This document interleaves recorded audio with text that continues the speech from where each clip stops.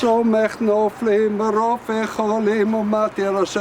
remains of the 17 victims fitted into just 5 boxes covered by a Jewish prayer shawl.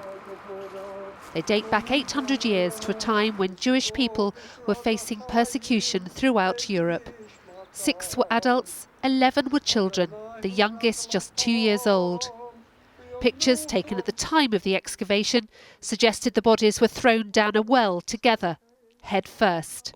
The whole story of the Jews in Norwich and in York and elsewhere was an appalling situation, and how they were utilised by the king. The king borrowed money from them, and when it came to repayment, he just threw them out of England.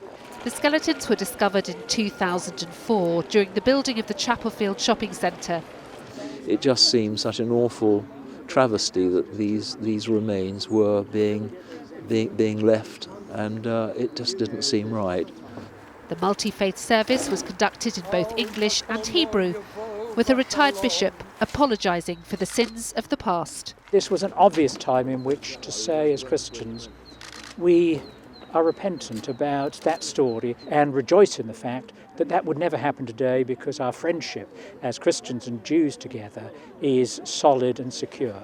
And so more than 800 years after the 17 victims died so horrifically, they're finally laid to rest. There are now plans for a permanent memorial near to where they died.